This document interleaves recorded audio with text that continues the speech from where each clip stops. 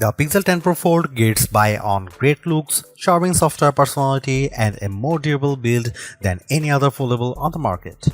Too bad about those cameras, and it's not going to be a cheap honeymoon with this foldable tablet, but great software and new magnetic charging features save the day. The Google Pixel 10 Pro Fold is a phenomenal smartphone and one of the best foldable phones you can buy, but after reviewing the phone for a week I was left wanting more or maybe less.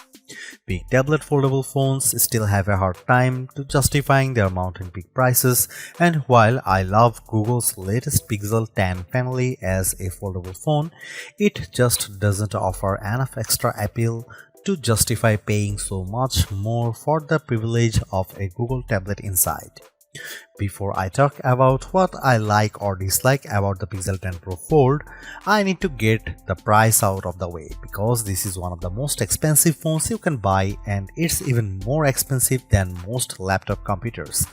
It gives you an outer display that is nearly the same as the display on the Pixel 10, but the new Pro Fold costs $1,799 US, which is $950 more than the Pixel 10 Pro. How could a foldable phone possibly justify costing twice as much as the flat phone from which it evolves?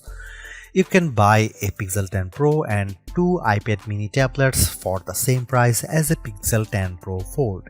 If the Fold is going to be worth the high cost, it needs to be special.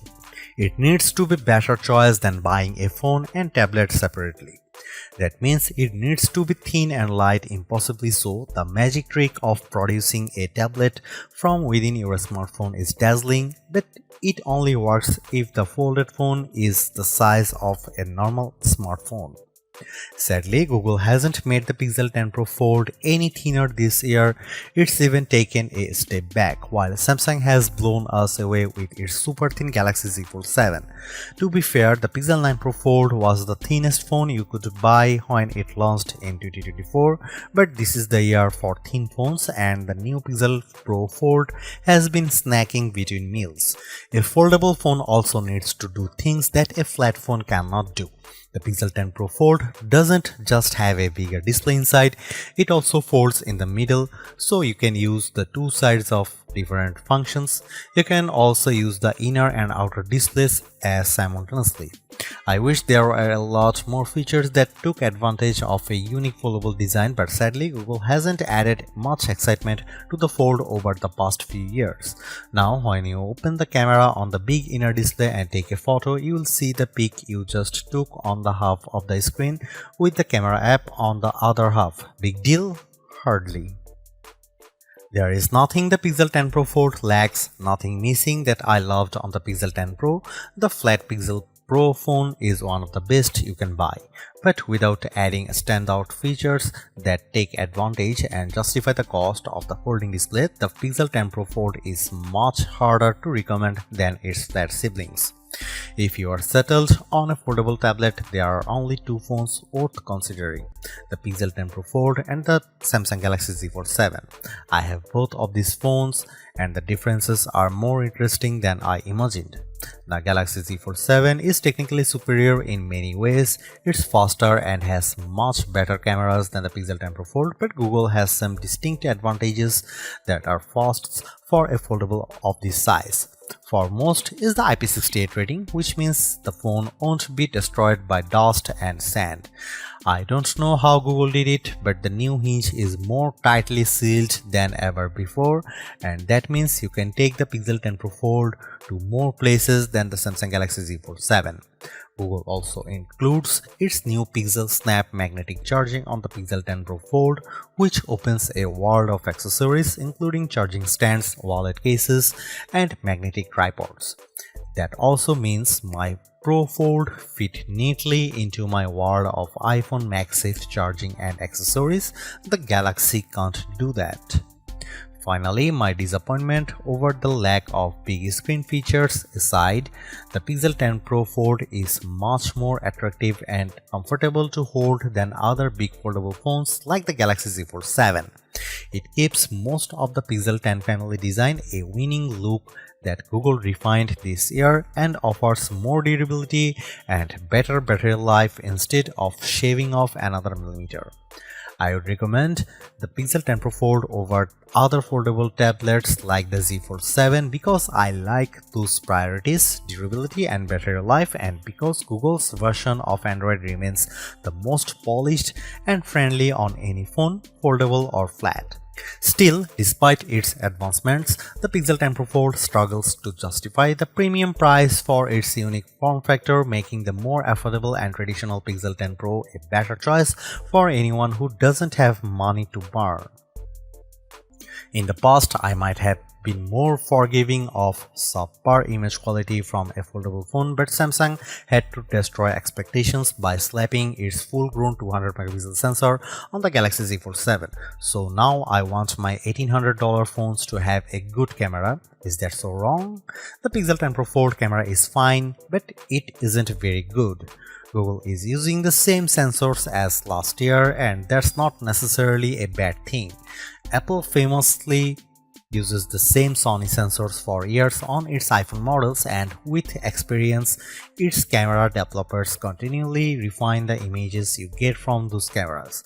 That's not the case with the Pixel 10 Pro Fold. What I like about the Pixel 10 Pro Fold, like the Pixel 9a, is that Google seems to be carefully tuning its cameras so they produce images that all look alike. A photo taken with the Pixel 10 Pro XL will have the same color balance and lighting as a photo taken with the Pro Fold. Zoom in close and you will see the problems. Google is applying a heavy dose of AI enhancements to its photos, so much so that I wonder if every photo from the camera shouldn't come made with AI content credentials. When you zoom in on photo, especially photos taken at night, it looks smoothed out and painted over. On the phone screen, images look clearer when taken with the Pixel Fold versus other foldable phones like the Galaxy Z Fold 7. When you zoom in, however, that clarity starts to look artificial. If you don't need the absolute best photos from your smartphone camera, the Pixel 10 Pro Fold has a fascinating new pixel feature that could make you a better all-around photographer. When you have your shot lined up, instead of pressing the shutter, press the camera coach button and Google will use its AI to analyze your photo and offer advice. I don't mean simple advice either, like use portrait mode. Rather, camera coach is an AI instructor. First, it gives you 3 or 4 suggested themes for your phones. Then, it takes you step by step through the shot. It highlights the right camera mode to select and it tells you where to move for the best angle. In the end, it really did help me take better photos if I was willing to take the time to walk through the steps. Camera Coach is one of Google's newest and most advanced AI features.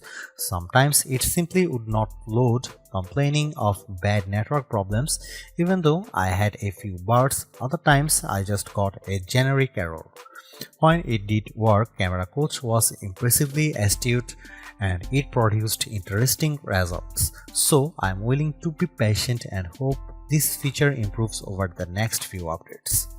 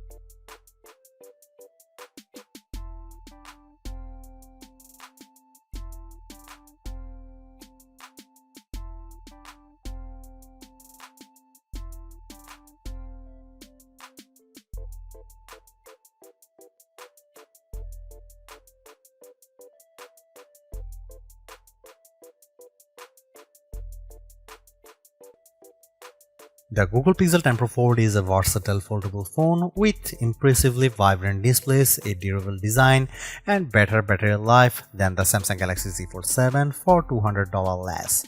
Plus, I actually preferred the camera quality in many of my test shots.